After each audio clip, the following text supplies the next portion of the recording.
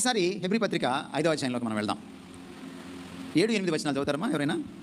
శరీరధారిగా ఉన్న దినములలో మహారోదనముతోను కన్నీళ్లతోను తన్ను మరణము నుండి రక్షింపగలవానికి ప్రార్థనలను యాచనలను సమర్పించి భయభక్తులు కలిగి ఉన్నందున ఆయన అంగీకరింపబడెను. ఆయన ప్రార్థనలో ఆ ప్రార్థన తీరు మీకేమర్థం? యాచన అంటే తెలుసా? యాచన అంటే ఏమిటి? అడగడం కాదమ్మా, అడుక్కోవడం. అడగడం వేరు, అడుక్కోవడం వేరు. భిక్షాటన, భిక్షమెత్తుకోవడం. ఎవరైనా సాక్షాత్ దేవుని కుమారుడు. ప్రభునందు ప్రియ సహోదరి సహోదరులందరికీ క్రీస్తు పేరట శుభములు. గంటెల ప్రకాష్ గారి గురించి, ప్రభునందు నిద్రించిన ప్రొఫెసర్ గంటెల ప్రకాష్ గారి గురించి మాట్లాడేంతటి వాడిని కాదు, కానీ వాక్యం ముందు ఎవరు ఎక్కువ కాదు, ఎవరు తక్కువ కాదు. యాచన అనే పదాన్ని అడుక్కోవటం లేదా బిచ్చమెట్టుకోవటం, ముష్టి అడుక్కోవటం అనే ఈ పర్యాయ పదాలతో నిర్వచించడం అనేది సరైనది కాదు. అది కూడా ప్రభు అయిన క్రీస్తు వారి విషయంలో ఆ పదజాలను వాడటం సమంజసం కాదని ప్రభు పేరట తెలియజేస్తా ఉన్నాను.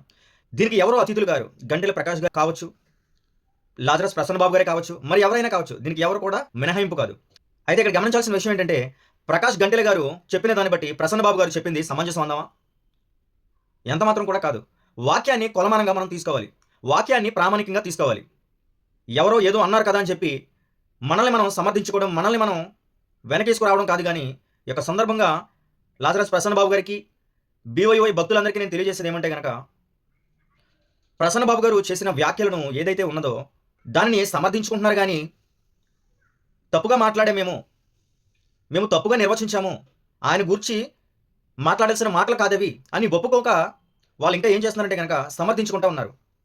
కనుక మరొక మారు ప్రియ సహోదరి సహోదరులారా, ఈ యొక్క విషయాలు మీరు గమనించాల్సిందిగా ప్రభు పేర తెలియజేస్తా ఉన్నాను. వీళ్ళు సంఘాన్ని ఎలా మోసపరుస్తున్నారంటే కనుక, యేసుక్రీస్తు వారు ఒక బిచ్చగానిగా, యేసుక్రీస్తు వారు ఒక అన్నయ్యగా, యేసుక్రీస్తు వారు కేవలం ఒక ప్రవక్తగా, యేసుక్రీస్తు వారు కేవలం ఒక దూతగా, కేవలం ఒక మధ్యవర్తిగా చిత్రీకరించే ప్రయత్నం చేస్తూ ఉన్నారు. కనుక ఈ యొక్క విషయాలను గమనించాల్సిందిగా ప్రభు పేరట మీ అందరూ కూడా తెలియజేస్తా ఉన్నాను. ఏదైతే ప్రొఫెసర్ గంటెల ప్రకాష్ గారు మాట్లాడిన వీడియో ఉందో దాన్ని ఉపయోగించుకొని, ఇదిగో ఈయన ఇలా మాట్లాడాడు, దీనికి ఏం చెప్తా ఉన్నారు, ఈయన మాట్లాడితే తప్పు కానిది, మేము మాట్లాడితే తప్పు ఎలా అయింది అని వెనకేసుకొస్తున్న వారు, సమర్థించుకుంటున్న వాళ్ళకి నేను తెలియజేసే విషయం ఏంటంటే కనుక, గంటెల ప్రకాష్ గారు యేసుక్రీస్తు దేవుడని, తండ్రితో సమానుడని, నిత్యుడని ప్రకటించడం జరిగింది. అంతేకాదు దేవుడు త్రిత్వమై ఉన్నాడు అని క్లియర్గా చెప్పడం జరిగింది. కింద వీడియో ఇస్తున్నాను చూడండి. బైబిల్ ప్రకటిస్తున్నటువంటి దేవుడు త్రియేక దేవత్వం, త్రియేక దేవుడు త్రిత్వము అన్నప్పుడు దాని అర్థం కాదు. ముగ్గురు వ్యక్తులే కానీ ఏక దేవుడుగా ఆయన వెలుస్తున్నాడు. అంటే ఒకే మూర్తి మంతత్వం కలిగిన వాడు, ఒకే మూర్తి మంతత్వంలో మూడు భిన్నమైనటువంటి వ్యక్తిత్వాలు కలిగిన వాడు.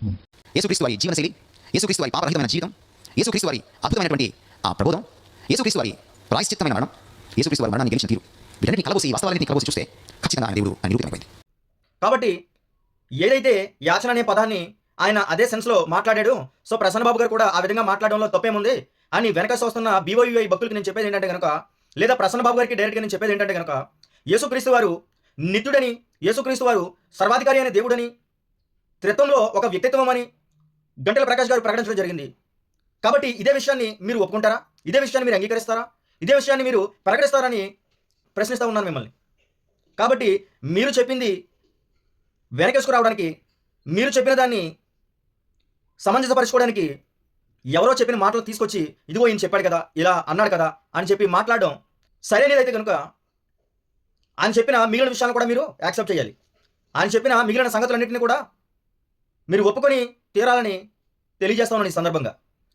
కాబట్టి ఎప్పటికైనా మీ యొక్క వక్రబుద్ధి మానుకొని, తప్పుగా మాట్లాడడం క్రీస్తును ఉద్దేశించి ఆ పదం ఉపయోగించకుండా ఉండాల్సింది అని ఇప్పటికైనా క్రైస్తవ సమాజానికి, క్రీస్తుకు ప్రాముఖ్యంగా క్షమాపణలు చెప్పాల్సిందిగా మీకు తెలియజేస్తా ఉన్నాను.